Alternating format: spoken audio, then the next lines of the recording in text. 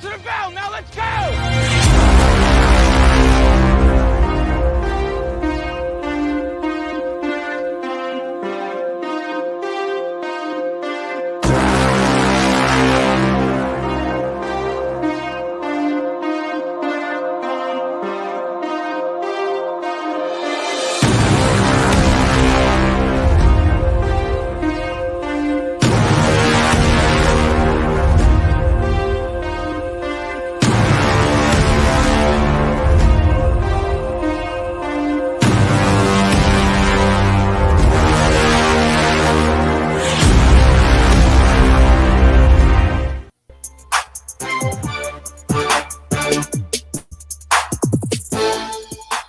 Hello, welcome into Reaction Monday on Main Street Sports today, presented by Mid-Tennessee Bone and Joint. I'm Chris Yow, joined as always by Maurice Patton, and we are glad to be with you here on Monday for yet another week. Mo, they keep letting us do it. I don't know why, but here we are. Don't ask questions. Don't ask questions. Yeah. There won't be any lies.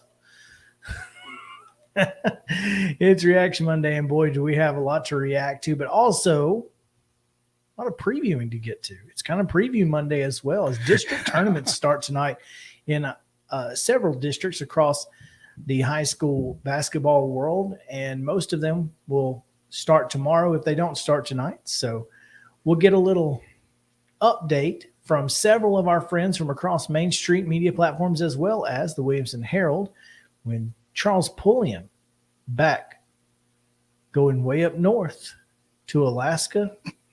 The rush is on. That's right. So we'll get a chance to talk to Charles for the first time in a long time, and he's been missed. He's been missed. So excited to get him back, talk with Williamson County, and much, much more. But of course, we have a little Super Bowl to get to. We've got, I'll tell you, we'll probably get into more of it tomorrow. But college basketball was bonkers this weekend. And the AP poll is bonkers at best. Yeah, and the AP poll certainly shows that. So yeah, it's been a heck of a weekend, and we're going to get to all of that this week. So please stick with us on Main Street Sports today all week long at 2:00 until 3:30. We'll be happy to have you. We're going to go ahead and just jump right in because we've got a ton of results. We've got a little longer schedule than normal for a Monday. So let's hop right in, and hold on, Justin. That's not the right one. Let me get you the right one. It's Zion Christian.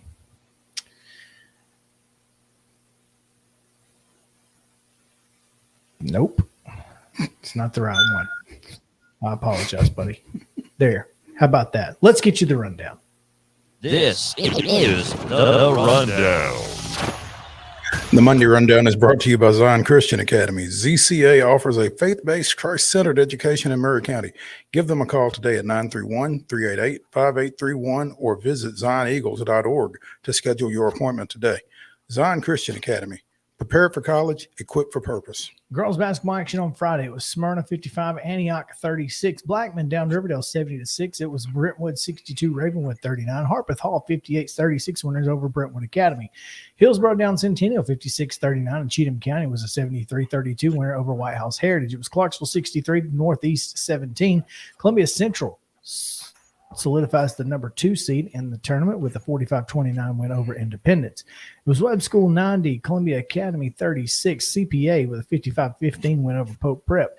Ensworth down Lipscomb Academy 63-36, and Clarksville Academy was a 53-41 win over Ezel Harding. Gallatin down McGamick 68-21, and Johns County 73-36 over Mount Pleasant. It was Hillwood 59, Glencliff 9, Eagleville 67, Gordonsville 41, and Greenbrier 52-33 winners over Joe Burns. Hendersonville down Station Camp 50-46, and Henry County edged Dixon County 55-52. It was Hume Fogg 26, Martin Luther King 22, and Beach 73. Hunters Lane 17. Also, Overton defeated Franklin 42-41. Clarksville Northwest defeated Kenwood 73-43. Oakland with a 53-51 win over Lebanon. Summertown down Lewis County 80-22. Liberty Creek 42, Merle Hyde 26. Middle Tennessee Christian 68, Providence Christian 55. It was Portland 61, Montgomery Central 23. Green Hill with a 44-20 win over Mount Juliet. Nashville Christian 37, Good Pasture 26. Nolensville defeats Summit 60-51. Page 61, Fairview 26. It was Rossview 71, West Creek 49. Rockvale with a 62-30 win over Siegel. Springfield defeats Spring Hill 66-62. Stratford 44, Maplewood 40. Sycamore 67, Harper 31. Murfreesboro Central Downs Valor Collegiate 48-15. It was Watertown 50, Smith County 45. Westmoreland with a 56-39 win over Cannon County. East Robertson defeats White House 58-40, and Cookeville 59, Wilson Central 16. Boys action on Friday. Antioch down Smyrna 68-53. Riverdale 55-54 winners over Blackman. Brentwood with a buzzer beater in the Battle of the Woods to take down Ravenwood 43-41. Brentwood Academy down Montgomery Bell Academy 61-38. It was Hillsborough 53, Centennial 50. Cheatham County 59, White House Heritage 41. Davidson Academy was a 64-59 win over Clarksville Academy, while Northeast defeated Clarksville 54-52. Independence down Columbia Central 66-51, and Columbia Academy was a 78-72 winner over Battleground Academy. CPA down Pope Prep 70-64, and Ensworth was a 72-61 winner over Lipscomb Academy. Gallatin 67, McGavick 38, Giles County 79, Mount Pleasant 58, Good Pasture 80-46 winners over Friendship Christian, and Eagleville down Gordonsville 84-63. It was Greenbrier 55, Joe Burns 34, Station Camp 49, Hendersonville 46. Henry County 65-47 winners over Dixon County, and Martin Luther King down Hume Fogg 58-34, while Beach was a 67-52 winner over Hunters Lane. Franklin defeated Overton 68-40. It was Lebanon 53, Oakland 52. Summertown with an 86-75 win over Lewis County. Liberty Creek defeated Merrill Heights 61-27. Portland 41, Montgomery Central 38. Green Hill with a 56-46 win over Mount Juliet. Summit defeated Nolensville 62-58. It was Page 44, Fairview 42. Rossview with a 76-65 win over West Creek. Siegel defeated Rockvale 73-64. Springfield 46, Spring Hill 37. Murfreesboro Central 69, Valor Collegiate 52. Smith County 56, Watertown 37. Webb School of Bell Buckle 72, Franklin Grace 66. That was in overtime. Westmoreland defeated Cannon County 47-46. It was East Robertson 65, White House 49. East Nashville with a 59-40 win over Whites Creek, and Cookeville defeated Wilson Central 55-47. On Saturday, girls action, Murfreesboro Central Magnet 39-37 winners over Cannon County. It was Richland 48, East Robertson 30, Ensworth 67-21 against CPA, while Ezo Harding down Good Pasture 57-39. Nashville Christian down Clarksville Academy 46-42, and York Institute was a 62-44 winner over Oakland. It was Providence Christian 56, Columbia Academy 53, and Webb School defeated Middle Tennessee Christian 82-41. In boys basketball on Saturday, Battleground Academy defeated Franklin Grace 74-50. It was Murfreesboro Central 60, Cannon County 42. Webb School defeated Columbia Academy 62-55. It was East Robertson 65, Richland 59. Ensworth down Christ Presbyterian Academy 65-62. Clarksville Academy with a 68-46 win over Friendship Christian. Had to get my cursor out of the way. Good Pasture 65, Davidson Academy 43, and York Institute defeated Oakland 70-59. Women's basketball action on the college ranks. Belmont on Friday down to Evansville 93-53. It was Tennessee State 81, Tennessee Tech 72. Jacksonville down Austin P 55-52, and Lipscomb took one from North Florida 78-73. It was Middle Tennessee State 63, UAB 42, and Tennessee down Vanderbilt 86-59 in a heck of a second half romp. It was tied at halftime. Belmont down Indiana State on Sunday 81-69, and Trevecca down Tiffin 65-60. It was Georgetown 69, Cumberland 50, University of the Cumberlands 74, UT Southern 41, and in junior college play, Chattanooga State took care of Columbia State 92-68, while Roane State was a 10-point winner over Vol State 58-48. Men's basketball over the weekend, Missouri with an 86-85 win over Tennessee. Man, that was tough to watch. Belmont with a 98-71 win over UIC, Illinois, Chicago. Vanderbilt goes to Gainesville and knocks off the Gators 88-80. Alabama, Birmingham, the Blazers 92. Middle Tennessee State 69. Tennessee State with a 67-53 win over Tennessee Tech in a game that was shortened because of an injury to a Tennessee Tech player, and we need to find out a little bit more about that probably. Well, the last I heard, because he's actually from Sacred Heart in Anniston. He played high school ball in Anniston, and I saw his former high school coach said that he was out of the hospital and headed back to Cookville and was in better shape, was feeling good. So well, that's good to hear. Central Arkansas with a 76-69 win over Austin Peay. North Alabama 80, Lipscomb 70. Tiffin with a 71-69 win over Trevecca. Trevecca playing a little bit better here of late. Georgetown with an 80-77 win over Cumberland. University of the Cumberland's 97, UT Southern 91 in overtime. Junior college hoops, Roan State defeats Volunteer State 79-71, and Columbia State falls to Chat State 71-69. NBA action. Grizzlies get a win on Friday over the Timberwolves 128-107, but fall on Sunday to the Celtics 119-109. In NHL play in overtime, the Preds get a 2-1 win on a Matt Duchene goal. And in the Super Bowl, it was the Chiefs 38, the Eagles 35. High school girls basketball action tonight. And Chris, are some of these regular season games? If it doesn't have a number, it's a regular season game. All right. Regular season wrap-ups, probably. Lebanon goes to Cookville tonight. Are these double headers in? Nope. Or these are girls on well, that one's a double header, but not all of them are. So it's kind of, I just left girls at 6 and we'll go from there. Okay. Girls basketball action tonight. Lebanon is at Cookville. That's a 6 o'clock start. Also at 6 o'clock, St. Cecilia is at Father Ryan. That will definitely be girls only.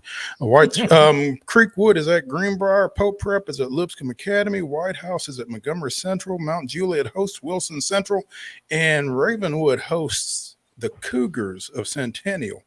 Those are all 6 o'clock starts. That's right. In District 9A tournament play, Eagleville is at Cornersville. These are all 6 o'clock unless otherwise noted. 10A play, it's Hampshire at Collinwood. Santa Fe is at Culleoka. And 10AA is Mount Pleasant's at Giles County. And at 7 o'clock tonight, 8 AAA action, Spring Hill's at Page, and Marshall County is at Lawrence County. Boys action, 6 o'clock tonight in Division 2A, Middle Region. D2AA. Middle Region. Pope Prep is at Father Ryan. That's a boys only game. It's a 6 o'clock start. At 7:30, again, regular season games. Lebanon is at Cookville. Creekwood is at Greenbrier. White House is at Montgomery Central. Wilson Central is at Mount Juliet, and Centennial is at Ravenwood. Those will be approximately 7:30. At 7 o'clock tonight, you can see it on Valley Sports South. The Nashville Predators host the Coyotes of Phoenix or Arizona? Arizona, I think. I think they're definitely from Arizona. They may be from Phoenix. But again, that's a 7 o'clock puck drop on Valley Sports South, and that is your rundown.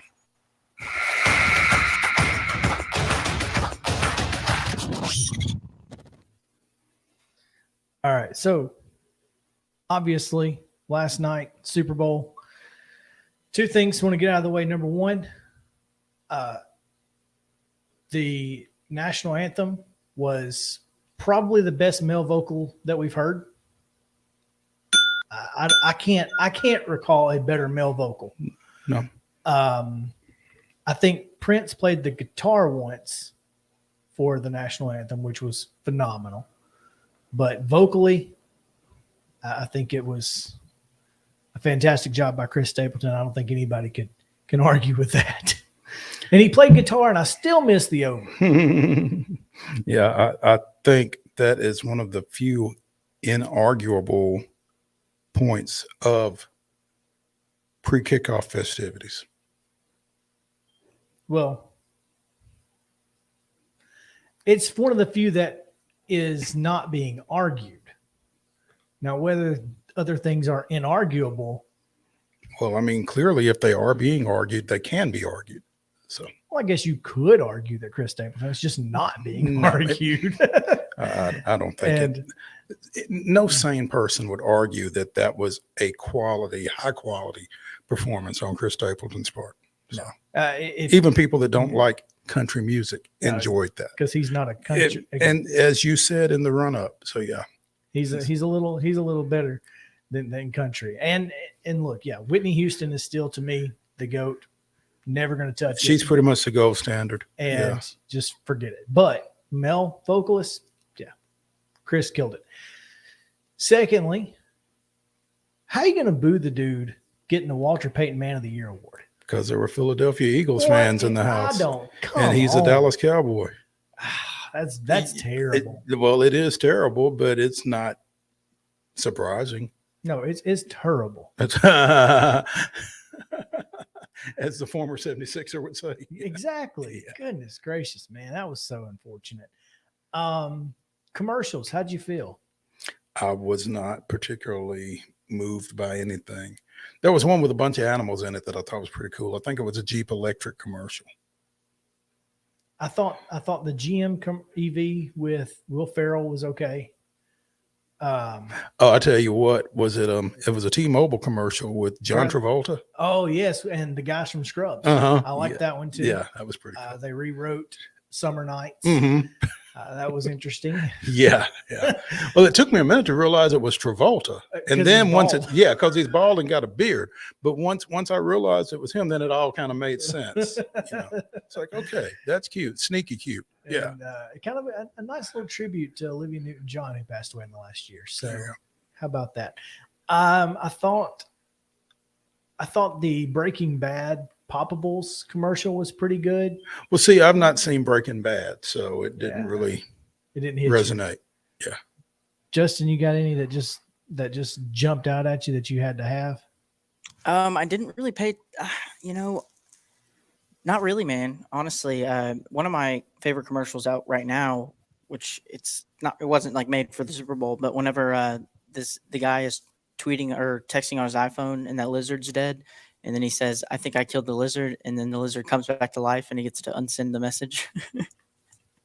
You know what I'm talking about? Oh, that's interesting. I didn't see that, but no, that's sounds pretty morbid now. Explaining it. Unsending the message. That I get that. That's cool. It was like on its back, and then and I guess that's probably about it as far as that I can remember commercial wise. There wasn't anything. Wasn't nothing really blew you away. Nothing like the Doritos commercial. Don't remember any of those. And Doritos usually have the best commercials. Exactly. So, not a huge fan. Outside of that, gameplay wise, first of all, we both went 3-3 in our picks. On our props. Yes. Both of us missed Gatorade. Purple. Yeah, purple. Apparently. That's not. I didn't see any Gatorade at all. Yeah. I saw after, I guess when I was watching Sports Center, they said that it was purple, which like you said, I didn't see it. So it's unfortunate. And you had heads. And I missed. Can't believe you didn't go. Tails never fails. Oh. You were going with the theme of the day. Well, I was going with the 8-3A debacle down there with Tails, and so I was a little what was it? A recency bias there, and it bit me. So do what, Justin? It was Tails. Was it head? Oh, it was Tails. Never fails. Yeah, it was Tails. So right. Tails never fails. Jalen Hurts. Best performance by a loser, even though the one guy did win the MVP in a losing effort, but 2 Super Bowl records in a loss. In a loss. That's tough. That's tough. I thought he could have been the MVP no matter what. Mm-hmm. I don't think anybody would have argued if he had been, if Jalen Hurts had been the MVP in a losing effort. No, I don't think so. Well done, Jalen I wouldn't have been surprised. I wonder how much consideration Kadarius Toney got. With the caught a touchdown, and then he had a punt return to set up another one, longest punt return in Super Bowl history. He was my second thought. I thought Mahomes played well, but I don't know. He wasn't the name that I was thinking of when I was thinking MVP. It was because the first two that came to my mind were Jalen Hurts and Kadarius Toney. Yeah. I mean, And which just makes Giants fans angrier and angrier and angrier. right. Mahomes, and clearly they don't win that game without him, but his numbers were pretty pedestrian, really. Yeah, he was under 225 yards passing, wasn't he, Justin? Hey, I know exactly that he was not good at throwing the football last night. Not bad, just not making me money. Well, he was 21 of 27. So, I mean, he wasn't bad. He just didn't throw it deep. Throw it into my bank account. Yep. So, poor Justin. Poor Justin. And That was, what was that you were working on, a 4-leg? No, it was a 5-leg. Yeah. 5-leg parlay, and you got 4 of them? Mm-hmm. With two touchdowns from two of the people that got touchdowns. Pacheco and like that you wouldn't expect, and Kelsey. That's painful. That is as bad of a beat as you can get. Mm-hmm. Patrick Mahomes not throwing for 225 in a win. In a win? Yeah. When Pacheco got that touchdown, I was like, I'm a millionaire. and then no. You didn't even check it. You were like, I got money in the bank. I started spending it. It was already spent. That's brutal. That is. That's rough. Man. But the controversy of the night, simply, was it a hold? I will say this. This is going to be my argument. Number one, yes, by the letter of the rule, that was defensive holding. By the spirit of the rule, it was not defensive holding. By the way that they had called the game the entire night, it was not defensive holding. That's my argument. But if you want to argue that he grasped him, then yes, that's what he did. But in that moment, Mo, when you've not called it all game long, making that call is inexcusable to me. I can't tell you what took place prior to that call. I can't tell you what took place after that call. I can tell you that James Bradbury held Juju Smith-Schuster on that play. And, I don't know how many of the other defensive holdings that didn't get called were attributable to that same official. But I'm thinking he saw it and he called it. No, I don't know. Like I said, I don't know which official called it because the flag was at the 10-yard line, which is why everybody thinks that it was the left hand that they were calling because he grabbed him at the 15. He grabbed him with both hands. He grabbed him. Smith-Schuster ran that zigzag motion. Yep. He came down inside and then came back out without going all the way across. And he pulled Bradbury came down inside to defend that. When he reverse pivoted, he grabbed him with his right hand. Mm-hmm. And then as Smith-Schuster started upfield, he reached around and grabbed him from behind with his left hand. He grabbed him twice. Let's see the video. Then he got beat off. He got beat off the cut, right? And then that's why I grabbed him. No, he actually didn't. Well, he got beat off the cut back, the zig or the zag. Right. The zag. Yeah. Do you have the video? Yeah, I'm looking up right now. Well, it's in your DMs because I sent it to you. Gotcha. Perfect. Because here's what the spirit of the rule is. The spirit of the rule is, what did I tell you on Friday night? When there was a no call. Competitive advantage? Advantage, disadvantage. Bradbury did not create an advantage for himself when he grabbed because can you make it full screen? Mm-hmm. Bradbury, they're going to say. See, there's a left hand there. Okay, but look at his hip. Look at his hip. There's a right hand. Oh, okay. There's a left hand. Okay. Again, that's the letter of the rule. I don't disagree with you. Mm-hmm. Now, he's coming out of that break. How long was he held? Because remember, okay, did he knock him off his route? Did he stop him from moving? No. Watch his hip at the 10-yard line. Does his hip ever turn back to us? No.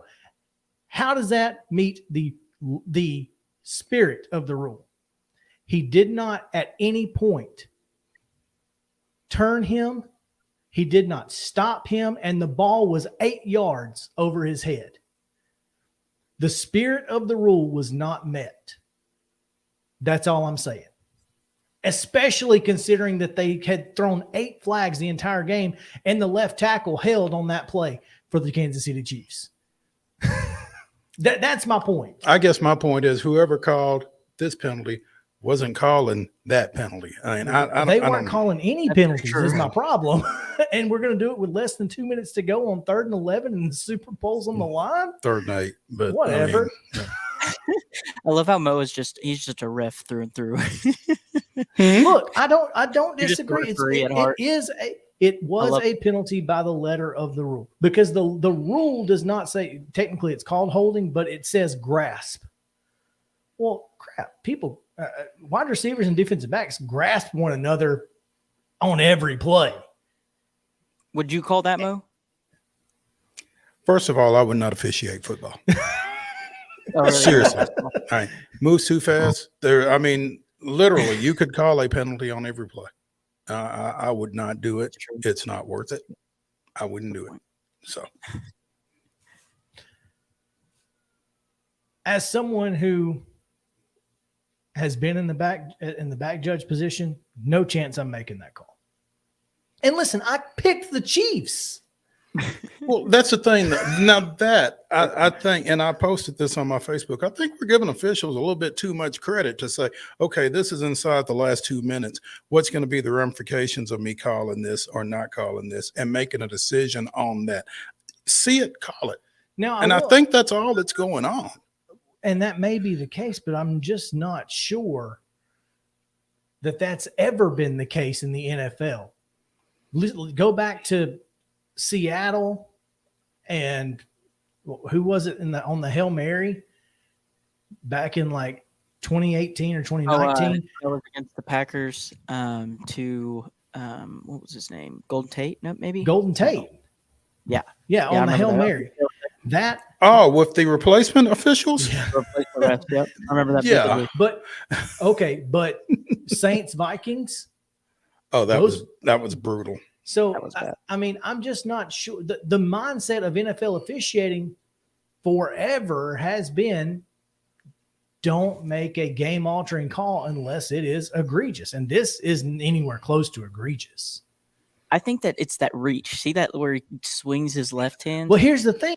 Again, I think my question is this. That's what they're calling, by the way, is the reach. I don't think they're calling the grab. I think my question, though, becomes, what happens if you don't call that? I don't think anybody makes any. I don't even know that it's ever seen. I don't think anybody ever sees it if it's not called. We don't ever see this play again if it's not called, because it wasn't egregious. It wasn't like the Saints Vikings. I mean, was Juju calling for the play that we would be looking at is the play where Juju was held going down the middle of the field wide open, and the guy grabbed his jersey and looked like he was like a tearaway was coming off. Did you see that play? Oh, it was incredible. Kelsey makes a catch over the middle, but before he makes his cut, Schuster just goes by the safety, and the safety reaches, and I mean, there's this much jersey just behind him. I mean, it was brutal. That's the play we'd be talking about, not this one. It's interesting, though, because, again, my definition of a hold is not grabbing and letting go.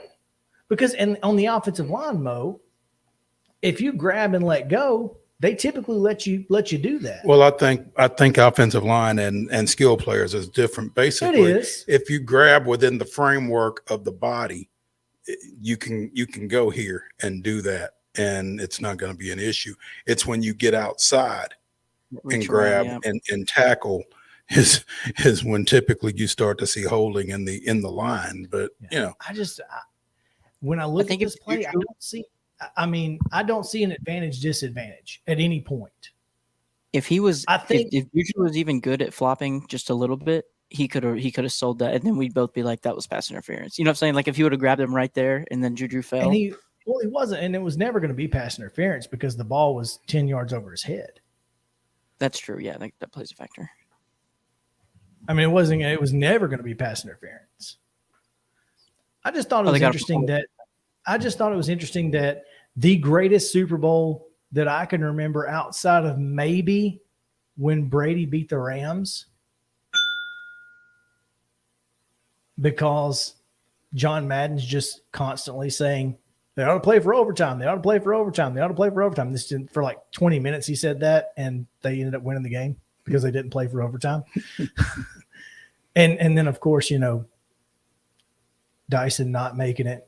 I mean, those are two of the best Super Bowls that I can remember in my lifetime, but this one was right up there. And the reason I'm so angry is because it cost me, the fan, a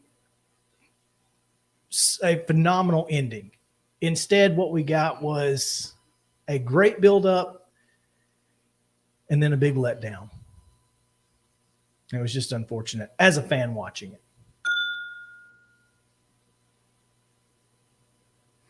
It was a 3-point game, which that's all I ever said going in. I just wanted it to be a good game. Well, and it was a great game. Yeah. So we just didn't get the ending we deserved. It was almost like Seinfeld. I never watched Seinfeld. I'm just comparatively speaking, folks, you or Dexter. A lot of folks hated Dexter. So the end of it. I'm a Dexter fan. So anyway. All right. Well, let's take a break. When we come back, Charles Pulliam and Tommy BRYAN join the show to talk a little bit of high school hoops. Tommy's going to join us by phone because, well, he has a dinosaur for a desktop, he said. So we don't want to he would look like he's coming in from 1958, and we don't want that. We would rather just hear him because he's good enough on the phone anyway. So oh, yeah. We will be back. Charles Pulliam and Tommy BRYAN right after this on Main Street Sports Today.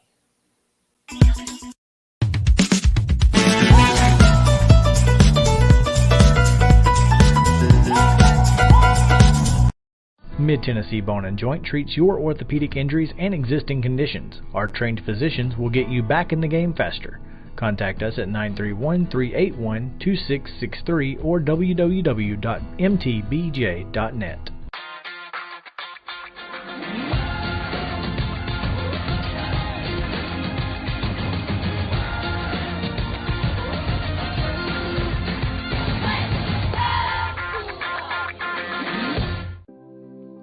Custom Stone Handlers supplies over 600 distributors and suppliers with quality stone products.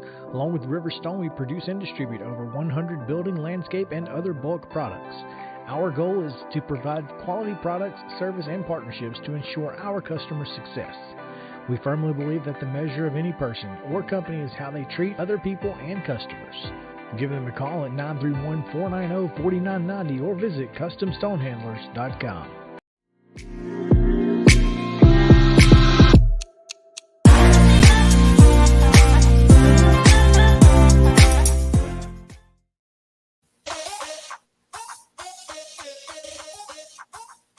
That girl was out. I'm just gonna go ahead and say it. I didn't see it, but yeah, that girl was definitely out.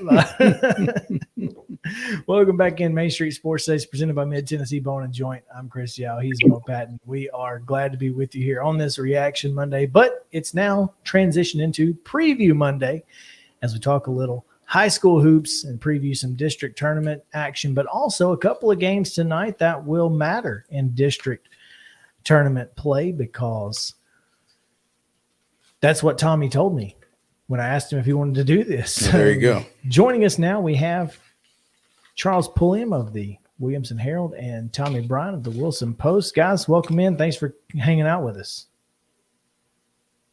Hey, guys. Thanks. I needed a break. I'm writing basketball stories and signings from last week, and I needed a little bit of a distraction. I hear you. Well, anything we can do to help. Mr. Pulliam needed a little bit of a distraction. Also, he transitioned from basketball to wrestling and back this weekend, and we were actually occupying the same gym for a while on Saturday. So, Charles, have you recovered? Yep, Charles is muted. Charles, you're muted. Unmute yourself. I got a lot of stuff. Sorry, just like Tommy, what's going on, right?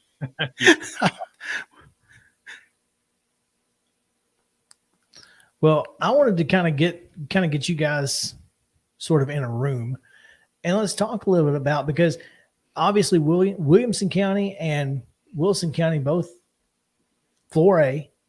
So we're going to see a lot of teams that kind of match up in cross regions potentially, but also just, they'll see each other down the line.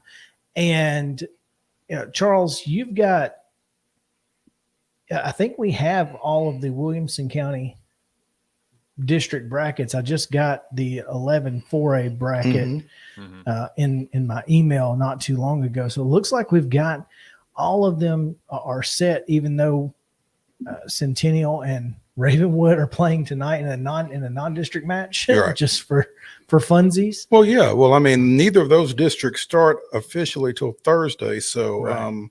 So yeah, chance to get one more in before they get going. But yeah, Charles, I guess the biggest question in Williamson County 4A is, what is Jet Montgomery's situation? Oh, yeah, that's for sure. Well, I'm thinking of that Independence team being, top ranked for what? How many weeks in a row? 3 or 4 there, I think, right, guys? Yeah, 3. So, Did they fall out this week? well, I'm not seeing that's this right. week's. But Franklin cracked into it back there too. So just interesting to see there. Obviously, Jets become such a name for this county overall, but that team as a whole, there's a lot of guys on there you got to watch out for. A Matt Witt, a Braden Buck, guys like that too. But Jets, what makes them go? Love Tylen Lewis, but yeah, I know Coach Wilkins probably doesn't like exactly where they are in terms of health-wise and all that great stuff. And meanwhile, Franklin's still trying to reconfigure after losing Christian Brown earlier this year, but they are the number 2 in 11? Yeah, they kind of inched in front of Centennial there. Obviously, being 2 or 3 means you're just going to play against one another anyway, and that was set in stone weeks ago. But at the same time, to find a little life, get a couple big victories. The big senior there, Jack Medalley, has been playing some of his best ball so far this season, his senior campaign. So I think he's someone that you'll want to watch out for. But this Centennial team, they just pushed, Hillsborough right to the brink late last week. 53-50 was the final on that one on Friday. The Centennial team is truly the scrappy group that's just the most dangerous, I feel like, coming out of that district, even though you do have like a Hillsborough right there. So pretty excited to see that matchup as a whole there, the Battle of Franklin, to decide who's going to play for a district championship. Is pretty neat. And Tommy, your bunch over there in 4A, it kind of starts with Lebanon and everybody else kind of falls in behind them. Is that right? Well, that was the case until about 6 or 8 days ago when Green Hill got on a bit of a run. Green Hill has finished their district schedule. They are 7-1. Lebanon is 6-1. They've got one more game to play. They go to Cookeville tonight to take on the Cavaliers, and Lebanon needs a win to force a coin flip for the number 1 seed. Now, the way this district is configured, there's 5 teams. 4 and 5 will play a loser out game. Then the winner of that game advances, and then everybody else goes to the region tournament. So beyond that loser out game, you'll be playing for seeding in the region tournament. But the regular season region district championship will be decided tonight as Lebanon goes to Cookeville. And so that 4-5 game is going to be Mount Juliet and Wilson Central regardless. And is that right? Right. That'll be Thursday at the higher seed, as I understand it. Surely to goodness they wouldn't make those people go to Cookeville to play that game. And then everything else moves to Cookeville for the semifinals. consolation and finals. Now, when would that coin toss take place, Tommy? Well, the game's going to be played tonight. So I don't know if they would flip the coin tonight or if they'd wait till tomorrow and get all the parties at least on a Zoom call together to make that coin flip. But they have not had their district meeting yet because they're waiting for this game. So whenever the district meeting happens, that's when that'll happen. Okay. Very interesting because the meeting could be a formality with you just talking about pass lists and who's going to wear what color jersey and things like that. Because as we said, 4 and 5 will play a loser out game, and then we'll just move along from there. And Green Hill's playing awfully well right now. They have won. I want to say they've won 6 or 7 in a row down the stretch to put them in position to have a share of the district championship. And they handled Lebanon pretty well last Tuesday. Was it last Tuesday? At Green Hill, they beat Lebanon by about 20. So Green Hill has a way of going at Troy Allen's teams. It's the old Mount Juliet philosophy. I'm going to go out and guard you like crazy. And if we can keep this game in the high 40s or 50s, then you've got to play at our pace. And they have done a really outstanding job of making people play to their style. It works well for Green Hill. And, of course, Lebanon's got the best individual player in the district in Jared Hall, a Mr. Basketball finalist, a McDonald's All-American nominee, Lebanon's all-time leading scorer. But he has to have a little help. They beat Oakland Friday night at home. He had 25 and 11, and Wyatt Bowling, senior guard, had 11. But there's nobody else in double figures for Lebanon. And, in fact, they beat Mount Juliet, and I want to say had 51 points, and Jared maybe had 31 of the 51.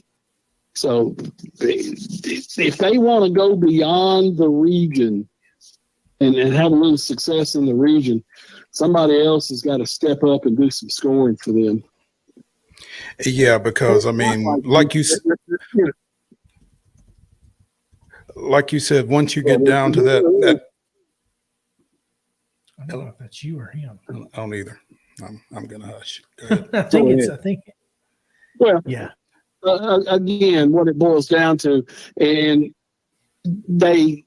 sometimes there's that mentality of the other 4 stand around and watch Jared play, and somebody else has got to step up and do some things. Jalen Abston, the quarterback for Lebanon football, who is a power forward for this basketball team, he's got the capability of getting 8, 10, 12 points, a lot of garbage around the basket, doing a lot of the dirty work.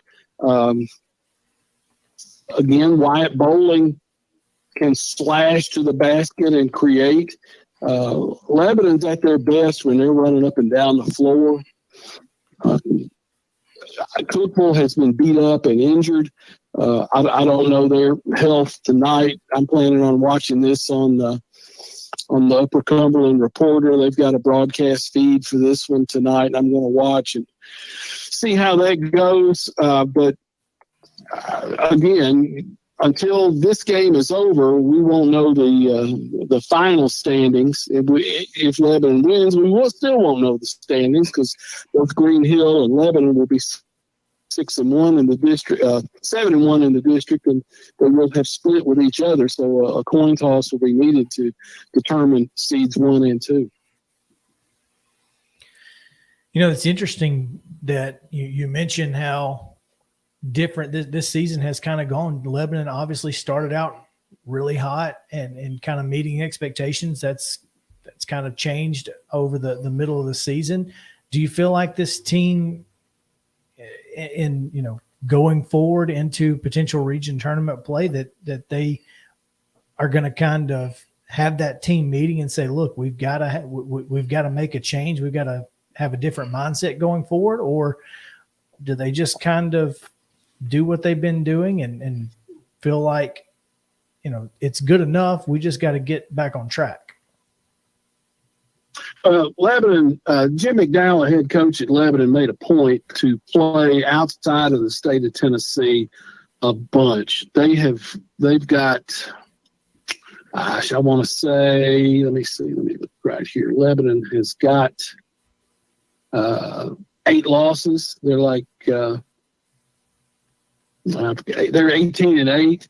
And I want to say 6 of those losses are outside the state of Tennessee. They went to this thing at Bowling Green, and they got waxed by the number 1 team in Kentucky on a Saturday afternoon. They have played in Knoxville. They played in Memphis. They played in Florida. They have made an effort to try to load up the schedule a little bit and play some people who, in theory, will make them better as they head down the stretch.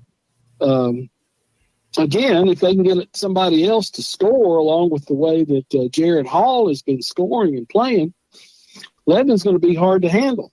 But against Green Hill had 3 guys in the low teens, and Lebanon had 1. Hall, who had to fight to get to about 20 points in that game, and the tempo played into Green Hill's hands. So that's going to be the way that this thing kind of plays out, fellas. If Lebanon can play the pace they want to, get a lot of shots, get the ball up and down the floor, then they're going to be okay. They're going to be able to play at a pretty good clip. Otherwise, it remains to be seen. Charles, that sounds a lot like a couple of teams in your area at the 4A level, both Independence and Franklin. You mentioned Jack Medali playing some fantastic ball here of late, and he is pretty much Franklin's initial option offensively. And again, we talked about Jet Montgomery and Independence. He's averaging 22, 23 points a game for them. This time of year, though, as Tommy mentioned with Jarrett, you have to find some secondary options offensively. How do you feel like those 2 teams in particular are equipped to, diversify a little bit on the offensive end? Yeah, kind of interesting take when you think of that Franklin team as a whole. Now, Jack really has kind of been one of the faces for the team for quite a while, the older, the Medali brothers. But the guy that really is the engine for the team is Davis Long, the point guard there. Just a speedy, multi-sport guy, big standout on the soccer field too. But, if he's getting his 15 plus, that's where they get pretty dangerous, because you will have someone like Jack who can come in there and give you 20 and 10 if he needs to. But that's kind of where it seems like Jack's kind of found a bit of a groove. And that's where Franklin gets pretty dangerous, because you do have some of that supporting cast, even without the big 6'6" Christian Brown. And, that was a tough stretch there, trying to go without Brown, because they're playing Hillsborough, they're playing Independence, they're playing the bulk of some of their talented teams they faced throughout the year coming off of that Christmas tournament. So, I think they found some more identity, and you can't go wrong with the Jordan brothers there, Cooper and Riley, some of the best defenders we have in the county, actually, too, just a pair of sophomores. So I think they have those pieces there. It's just a matter of making sure Coach Tiger can get those guys rolling together, and nothing like a rivalry game to come out of the gate with it there in the districts against the Centennial team. And I think of this Centennial team all the time about how I don't understand how they could match up the way they do, but they find ways to overcome guys with height and speed. They got it all there. Dominique Reed, a Tanner Lee, guys like that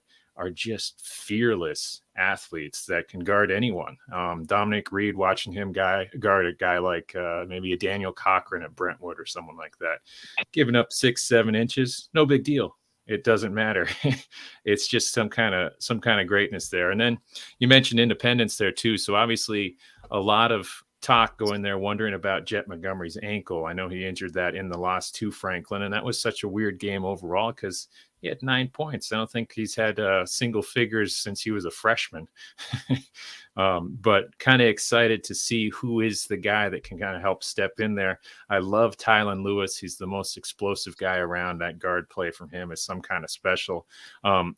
But in terms of other guys that could shoot the ball, it comes down to maybe someone like a Braden Buck. Seeing some good things from the big man Corbin Walling coming off, big power forward kind of guy there playing off of Matt Witt down in the paint. But I think someone like a Braden Buck can step in there. If he could knock down 2, 3, 4 3-pointers, the way that could really get them going. You know, Jet can have 15, everybody's okay for Indy. So those two stand out for sure. But just kind of interested to see where they go there. You know that Franklin team is very capable of being special, but we've seen them come out flat a couple times. So just kind of curious where they are. And you mentioned Franklin. They are the number 2 seed in 11-4A behind Hillsborough. Exactly. Yeah. And that team, you know, Rodney Thweed, especially this time of year, seems to find a way to get it done. And that's a unheralded but pretty talented bunch of burros down there. Oh, geez. They're just fun to watch, too. Very balanced, very athletic, very fast. They have the size, you name it. I was just at their game when they beat Brentwood 51-37 last week. And, you know, they gave up 27 points to Daniel Cochran, but they shut everybody else down. When you're talking Brentwood, though, there's really not very many guys stepping in to play off of Cochran right now. The big boost for Coach Troy Bond at Brentwood, though, is they should have their starting guard, Nick Denman, coming back on Tuesday. So he was the guy who was averaging 11 points, 5 assists, 5 or 6 rebounds. So he was the other guy. So they will have him come back. He injured his wrist against Centennial in early January, actually fractured a part of it, a little hairline fracture. So he's missed since, and, you know, they've struggled without him, despite Cochran kind of putting up the numbers that you'd expect from a big junior big man like that. So that's and that's the play-in game. These Brentwood boys are going to face Overton on Thursday with another opportunity to play Hillsborough if they can get past Overton. So that's a matchup that it was interesting to see how the Hillsborough boys tried to handle Cochran, and to be honest, they tried everything and they couldn't, and Cochran stepped into that. So if Daniel could get someone to go in there, someone to give double figures, they can be a challenge for Coach Rodney there in the Hillsborough Burros. Tommy Bryan of the Wilson Post, Charles Pulliam of the Williamson Herald joining us here on Main Street Sports today, presented by Mid-Tennessee Bone and Joint, as we kick around a little high school basketball heading into district tournament action. Let's flip it over for just a second, Tommy. On the girls' side, Cookeville and Lebanon are far and away the top 2 teams in 9-4A. Is there anything that's going to prevent them? Wait, Cookeville's good at girls basketball? Cookeville's good at girls basketball. I would have never guessed. Yeah, well, there you go. Yeah. Cookeville, if Lebanon and Cookeville are far and away better than everybody else, then Cookeville is far and away better than Lebanon. They play tonight, and Lebanon got waxed by about 30 by Cookeville, and had some of the older girls decided that after that game that they didn't want to play anymore. And Corey Barrett has gone with a very young lineup. They reeled off 6 wins in a row until Oakland got them Friday night in another lopsided loss. But Cookeville, class of the district, they're 7-0. Lebanon 6-1, and then everybody else. Green Hill is in 3rd place solidly with a 4-4 district record, and then Wilson Central and Mount Juliet. Central's 1-6, Mount Juliet's 0-7. Central and Mount Juliet will play that loser out game to get into the tournament and earn a berth into the region. But Cookeville, they don't show any signs of slowing down. They have played awfully good basketball coming down the stretch and doing everything they needed to in the region, in the district, and let me take a look and see what their record is. Yeah, Cookeville's lost. They beat Mount Juliet. Okay, here's their last several games. On the 24th, they beat Wilson Central 83-23. They beat Green Hill 57-45. Cookville over Mount Juliet 70-29 on a Friday the 3rd. And then they play at York Institute, and they lose to York by 11. And then they beat Wilson Central on Friday the 10th, 59-16. So Cookville has won 3, 6, 9, 10, 11. They've won 11 out of their last 13 games, with the 2 losses coming to Livingston Academy and York Institute. Cookville sitting at 23-4. And I don't see, barring just something incredible, Cookville having any trouble in this on the girls' side of this district tournament. Yeah, I mean that's kind of par for the course, I would think, in that district. But outside of that, I mean, is Cookville the best shot out of the district to get to Murphy Center? I mean, are they the only shot that the District 9 has? I don't think Lebanon's ready, fellas. They've got 2 juniors, and everybody else is a sophomore and a freshman. And while they play like Tasmanian Devils and can go out and start hitting some threes and play a lot of full court pressure and get some layups, not quite ready for prime time.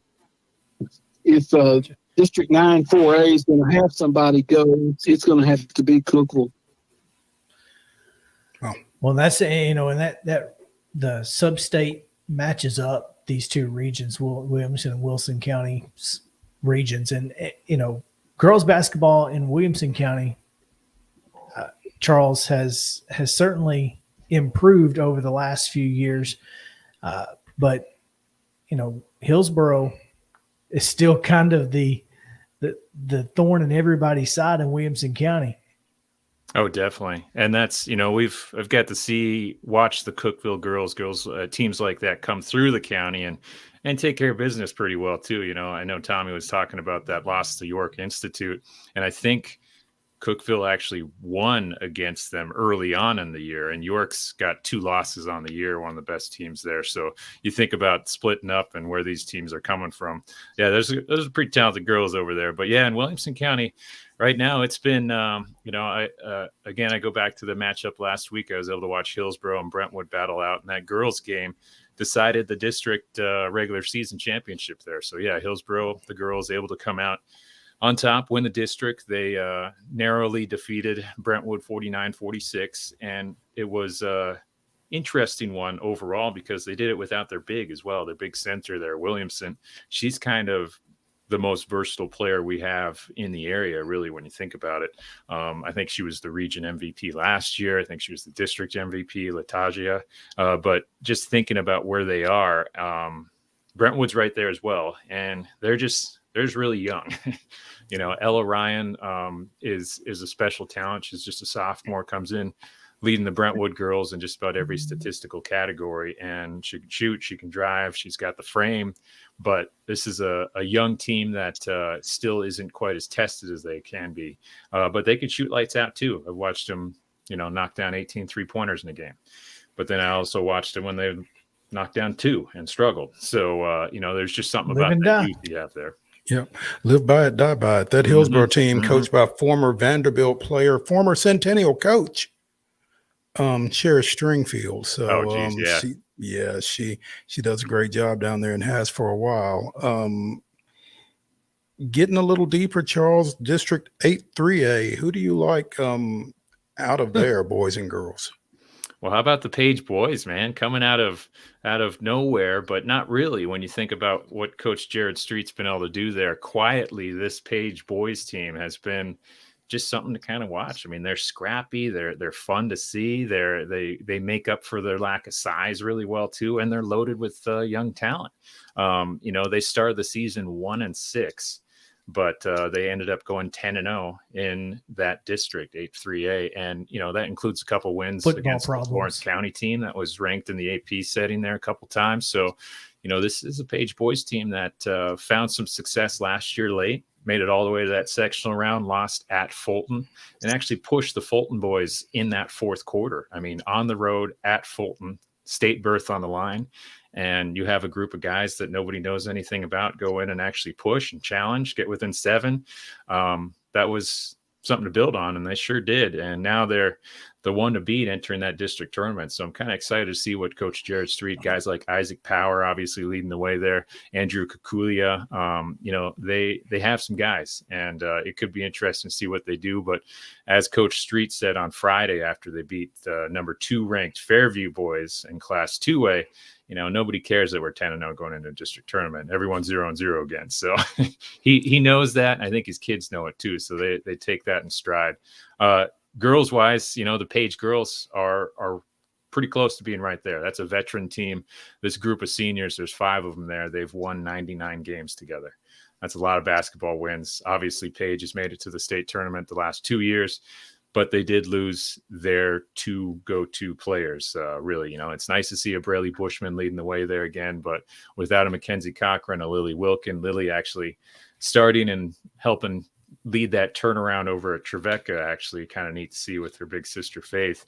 But thinking about where that Page team is, it's about time to really turn it on, and they've kind of had an up and down season so far, but Braley Bushman remains one of the most talented players we have in the area. She was the district MVP in the regular season. It really comes down to a player like a Sadie Porter, Mary Claire Pike. Those girls really got to get it going, but they do have some fun talent to watch in Bushman's younger sister, Maisie, and then also another sophomore, I think, and Mary Elizabeth Fox, who's really kind of come on as the other scoring option. So I think these 2 Page teams can find some success. Page opens, I think, tonight, actually, with Spring Hill in a play-in game, though. Yeah, they wound up the number 3 seed. I think they lost a coin flip with Tullahoma there for number 2. So that sounds right. Yeah, how that fell out. So yeah, that district on the girls' side is really loaded with Lincoln County, Lawrence County, Page, and second seeded Tullahoma. So it's liable to be a dogfight over there. But Charles, Tommy, we appreciate you guys checking in with us this afternoon, and I'm sure we'll be crossing paths here at some point over the next couple of weeks. But thanks for sharing some insight with us. Oh, love having the time to come chat, guys. Yeah, appreciate y'all. We'll talk to you next time. All right, we're going to take a short break here. When we come back, Blaine, Keller, Brady, McAtamney, the Main Street Preps North Show will join us. It's basically a preview of what you might hear on Main Street Preps North this week. So y'all stick around. We'll be right back after this. More high school hoops on the other side.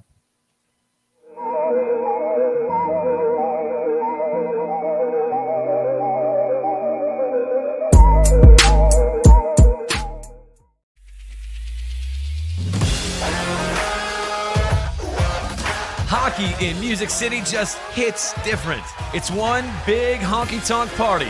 It's the sea of gold in the crowd. The goals, the saves, the celebrations. It's an experience like no other. Don't miss a minute of the action this season. Visit NashvillePredators.com/tickets to get your seats today. That's NashvillePredators.com/tickets. And we'll see you at Bridgestone Arena.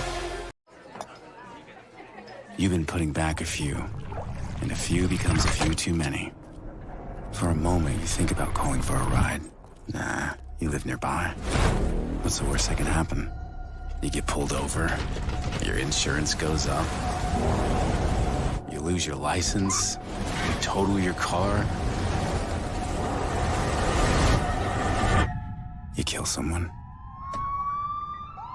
Jones & Lang Sporting Goods here in Columbia has been outfitting teams, officials, and anybody else from T-ball to college for 50-plus years. Be sure and check them out at 931-388-8060 or online at jonesandlang.com. Jones & Lang Sporting Goods, the look of a winner. Zion Christian Academy, ZionEagles.org or 931-388-5731. You can schedule your appointment. Go tour their campus. It is beautiful over there, and you're definitely going to want to see it. Again, it's ZionEagles.org. Give them a call, 931-388-5731, and schedule your tour today. A game without a crowd is just a scrimmage. A performance without an audience is just a rehearsal. Without your presence, high school sports and the performing arts aren't possible. Ensure that these essential extracurricular activities continue to enrich the lives of students in Tennessee. Purchase a ticket to your local high school's game or performance. This message presented by the TSSAA. Mid-Tennessee Bone and Joint has been the official sports medicine provider for Murray County Schools for more than 40 years. We specialize in orthopedic service, and our Ortho Quick Walk-In Clinic lets you bypass the ER. Visit us online at www.mtbj.net. Walmart Supply Chain is hiring in Lebanon. Earn up to $22.25 an hour when you join our new fulfillment center. Enjoy competitive pay and premium perks, including 100% paid college tuition, 401k match, flexible schedules, a free Walmart Plus membership that includes discounts, and free Paramount Plus, paid time off, and so much more. Fulfilling work starts right here. Text JOIN to 240-240. That's JOIN 240-240 to apply now.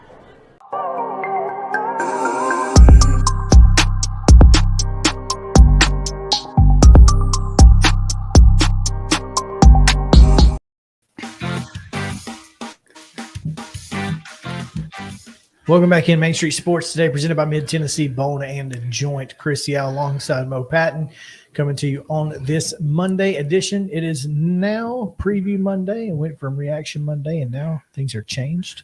We flipped the script. We'll react again tomorrow on some college hoops and to the AP poll, which now features Alabama atop of the poll, which we thought could happen ahead of this Tennessee game. We did think Tennessee was going to be going down, though, not up. Yeah, we got half of the 1-2. Got half of it. But so now the number one team comes into Thompson Bowling Arena on Wednesday. We'll talk a lot about that. I feel a little bit better about it, though, because Alabama doesn't wear black and gold. I mean, if it was Wake Forest coming in, I'd be concerned. Yeah. Lord have mercy. It's been crazy. But we'll get into that tomorrow. We'll also talk to Chip Walters on Tuesday as we get a little Middle Tennessee State update as well, and much more. But right now we turn and go again way up north to the Main Street Preps North podcast, fellas. Brady McAtamney on the bottom left there, Blaine Keller bottom right. Fellas, thanks for joining us. It's a crossover episode a little bit, huh? It is. It's like FBI. Blaine, where's your baseball cap?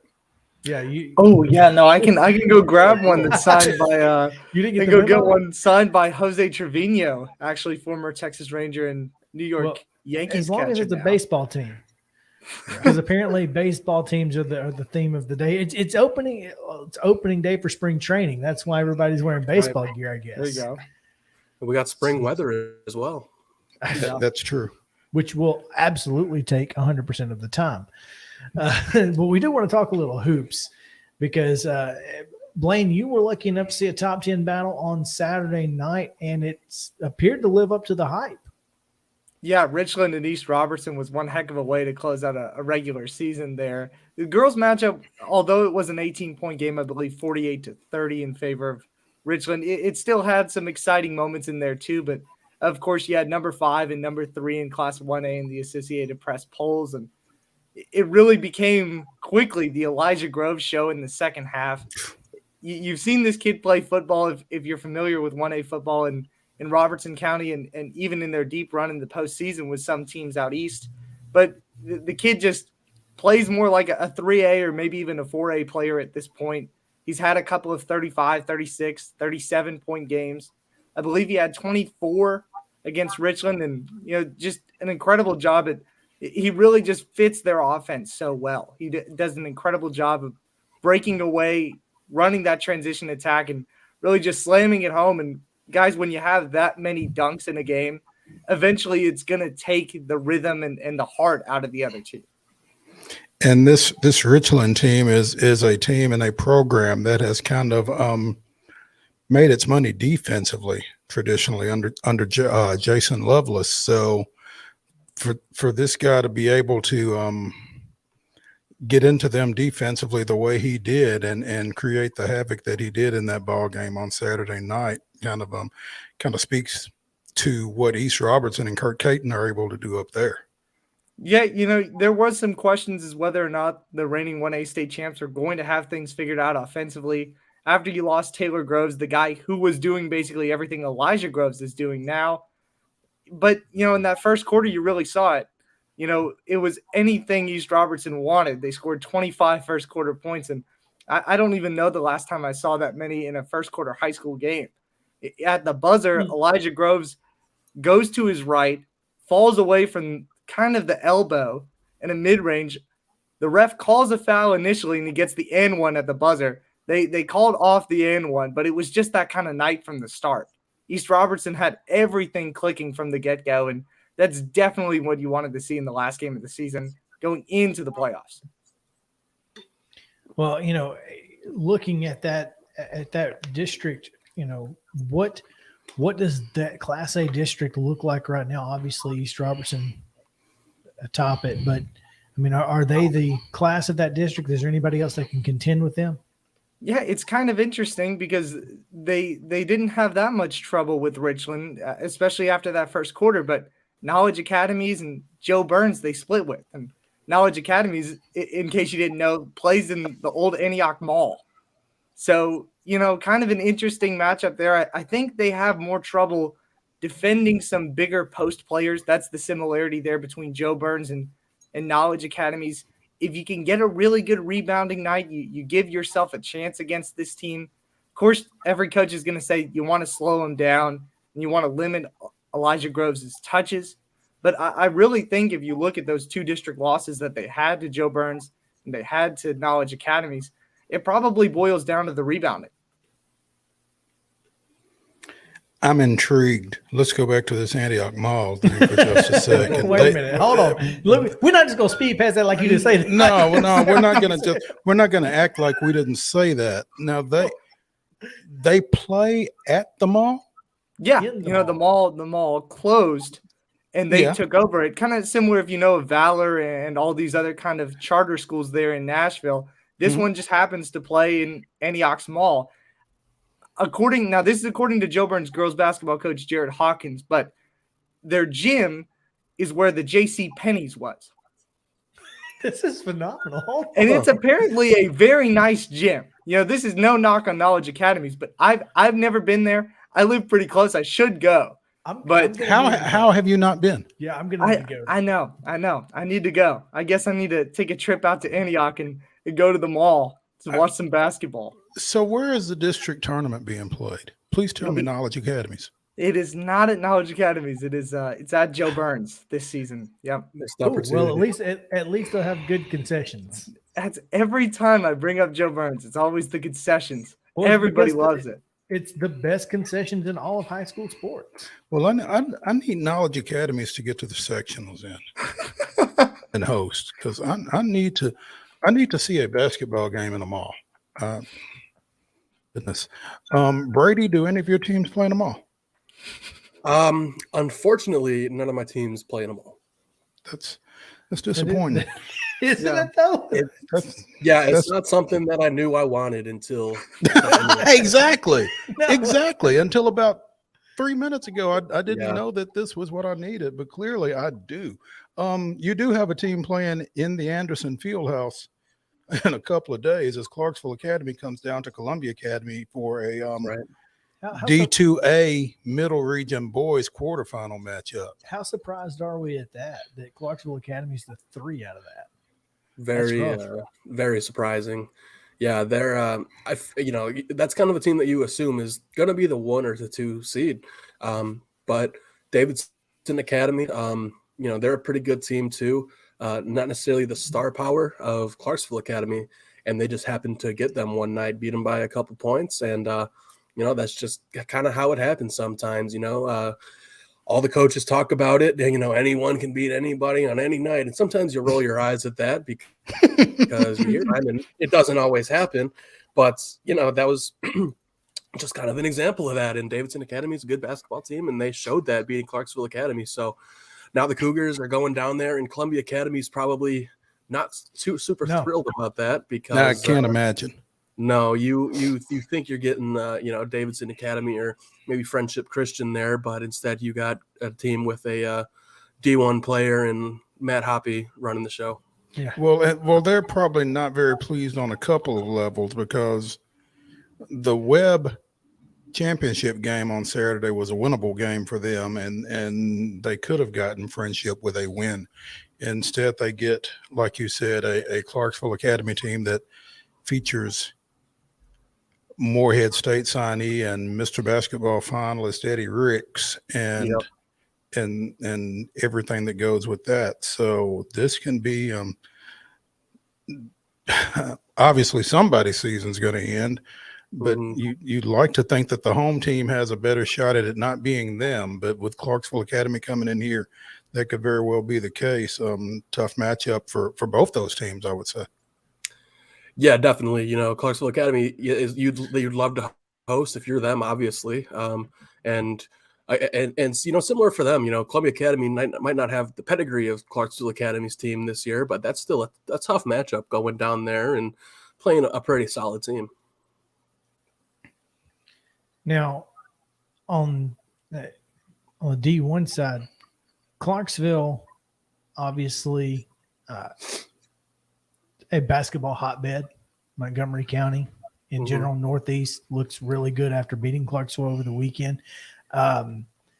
What do you feel like is the storyline in that area? Is Clarksville, do they have a chance? Is this a team that has an opportunity to get to a region final or sub-state berth? So Clarksville High, no, probably not.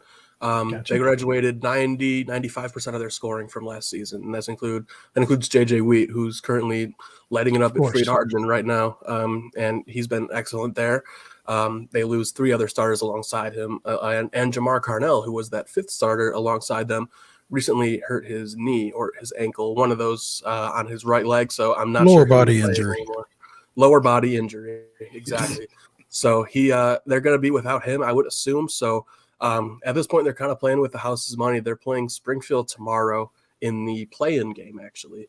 So I would think they can win that game. Ted Young's a great coach, of course. And then if they win that, then they get another shot with Rossview, who is definitely the favorite to win that district. Don't tell Johnny Jackson he's the favorite. No, he probably wouldn't want to hear that, but I think he does know it because they did go undefeated in the district. They they did, yeah. 8-0. But they are currently without their senior point guard, starting point guard Messiah Ward. He's kind of got this week to get right from another lower body injury. And he's really kind of that leader of the team. He's a great defender. He's that starting point guard. So he kind of, as Johnny Jackson put it, drives the Ferrari. So if they're without him, that's a big loss. They've been played close by teams ever since he's been out, including Clarksville High, Northeast, Kenwood, and West Creek. All those teams have played them closer than they did without when Messiah Ward was healthy. Well, everybody tells you that postseason is all about the good guards. So exactly. Yeah.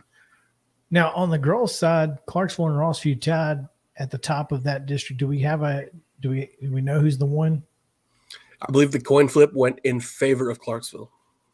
All right. So Clarksville will take on the winner of West Creek and Northeast, I assume, who played in a play-in game. Now, Clarksville and Rossview girls 21-4 is Clarksview 21-5 Rossview. They split during the regular season. Both of these teams have an excellent chance of finding their way to a sub-state round. They absolutely do. I would say that they're absolutely the 2 favorites to reach the sub-state round because District 14 girls aren't as strong this year. You have Dixon County and Henry County, who are both solid teams, but teams that both Rossview and Clarksville have already beaten this year.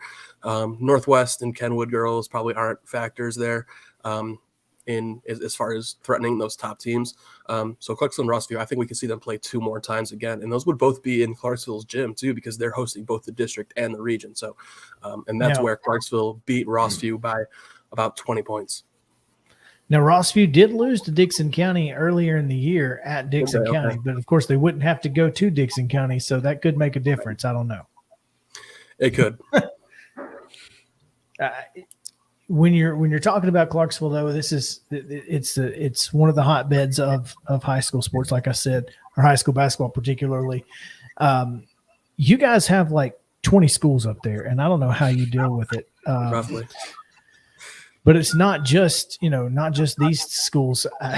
You've got Northeast and Northwest as well. Northeast obviously is in that district with Rossview, but they look to be the 2 seed in that district. They are the 2 seed. That's right. Not quite as loaded as Northeast teams of past, but they still got some pretty good players. Best player being Nazir Leonard, who earlier this season set the school record for points in a game. I believe he scored about 51 or 54 in a game, breaking the school record previously set by Alex Poitras.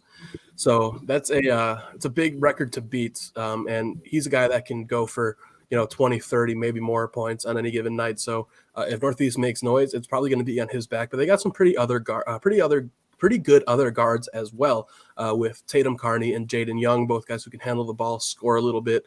They've got some size down there as well.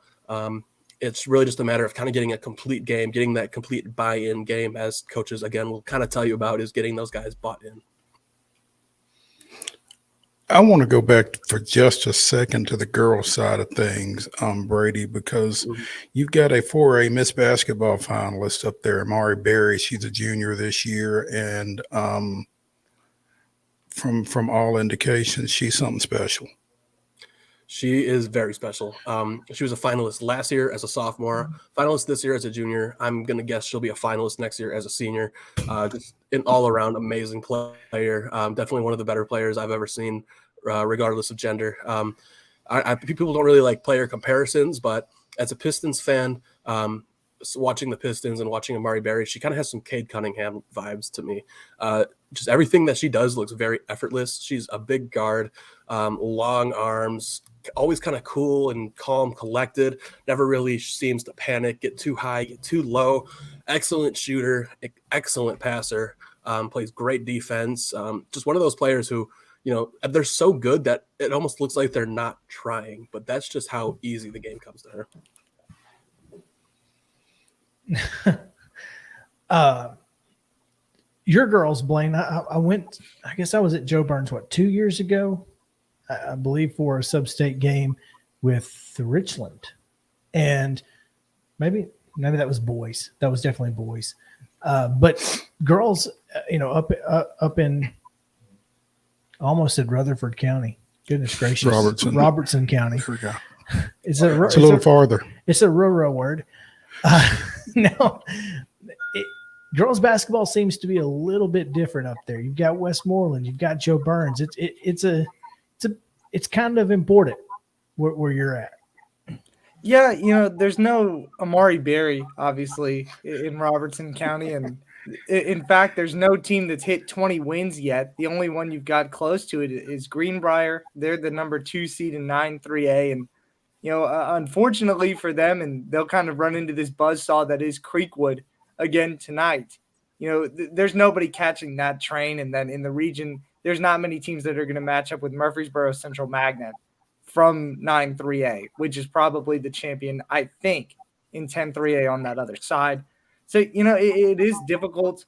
And you look at that Clarksville side in comparison, you just look at Springfield, the number 3 seed in that girls district that is, I believe, Brady, correct me if I'm wrong, lost every game to Clarksville and Rossview by an average of 20 or 30 points. Yeah. Now, where do is it? I guess the class, is that Westmoreland in 3A, or are they 4A? Or no, they're 2A, right? I think Westmoreland's 2A, but they're in Sumner, so that's right. I'm not quite sure where their district is at, but so who does your like Joe Burns? Who do they match up with in the sub-state? Is it our district? Mm-hmm. Yeah, I believe so. Because they're 9-1A. That's what I was thinking. Yeah. So that's that. So now it kind of makes sense why Richland was and East Robertson I'm were sorry, so. that's not right. No, they play Clay County, Pickett County. Yeah, That's they that's match up their- in the sectionals. Gotcha. Yeah, Yeah, very very tough region in the first place, especially for Joe Burns and East Robertson.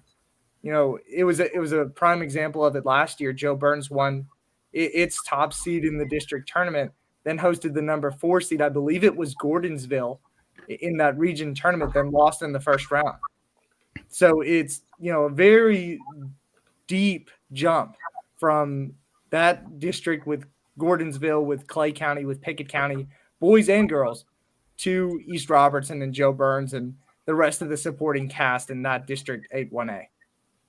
And boys side, particularly against Clay County, that's not a team you want to see at any point, unless you're in Murfreesboro at that point. You know, you take your chances. You take your chances, but that's not a team you want to have to go through to get there. That's for sure. Okay, well, I just wanted to have you guys on, kind of talk a little bit, because I don't know anything. I don't know anything in general about, or about our teams. Well, mostly yes. anything, but you know. As we're getting ready for district tournaments to start, and obviously state tournaments down the road, it gives everybody, you know, folks who are watching this, an opportunity to learn about teams who are not just from the southern Middle Tennessee area, which, you know, we obviously know a little bit more about. But I'm curious what you guys' thoughts are in you know, do you guys feel like you have any teams that can really make a run at a gold ball? Who do we watch out for? Let's see. So in the Clarksville area, Clarksville Academy definitely has a chance. I know that that's not what the Columbia Academy folks want to hear, that their season is on the line against them tomorrow night. But I think they definitely have a chance. Of course, Eddie Ricks being a guy that is a Morehead State commit for a reason. He's a great player. They got great guards. They definitely have a chance. The other team I would say that really has a chance is Rossview. Of course, that depends on getting Messiah Ward back. And then a sneaky team that could potentially get in, maybe host a sub-state game, is Kenwood. Now, a lot would have to go right for them. They'd really have to be playing their best ball. But when they are doing that, they're a really good team. They started 0-6, 0-7, 1-8, and then finished, I believe, 9-12. So overall, really good. They had a really good job in the district where they swept Henry County, which is an impressive feat, going and beating them there. So that's a team that you kind of want to watch, maybe not necessarily to get to state, but to potentially have a chance to maybe sneak their way in there. On the girls' side, I would definitely say Clarksville High is the best chance to get to Murfreesboro out of here, just because Amari Berry is just that good. Blaine? Yeah, on the Robertson County side, kind of to reverberate that, not too many girls teams that stand much of a shot. If there was one, I'd probably say it's East Robertson girls, but like Brady said about Kenwood, a lot would have to go right for them to even get to this sectional round. On the boys' side, you got to go with East Robertson boys, and maybe even Joe Burns boys, since they gave East Robertson a run for their money in both games this season. I think it would be foolish of me not to say that the reigning state champions would have a shot to not reach Murfreesboro, so obviously got to go there. But another team to maybe look out for is Greenbrier in 9-3A. You know, that's a tough sectional round whenever you have to go up against those Jackson area schools. But Greenbrier has proven this year and last year that it's one of the best defensive teams in its classification. They've done really well at replacing a couple of seniors from last year. They really need to get business done in the district tournament. They let a couple of games slip away in the regular season. But when this team is on, they're really good at rebounding. They're really good at defending. Jace Mangrum is a really good guard. I think I'd argue one of the best in the area, probably more of an underrated guy, but he really is silky smooth when he plays. So, you know, those two teams, I'd say East Robertson, Greenbrier, Joe Burns boys would be ones to look out for to maybe reach Murfreesboro. Fellas, we appreciate it. Catch the Main Street North show, and that airs Wednesdays at 1? Thursdays. At 12:30. Okay. Okay, you're 12:30. Close. You were close. Yeah, no cigar. Anyway, Thursdays at 12:30. That's the Main Street North Show. Appreciate you guys, Brady McAtamney and Blaine Keller. Thank you guys for hanging out with us on this Monday edition. We'll be back tomorrow. Chip Walters, like I said, and we'll react to college hoops from over the weekend. But until then, we say so long, farewell, sayonara, see you later here on Main Street Sports Day, presented by Mid Tennessee Bone and Joint. Thanks, fellas.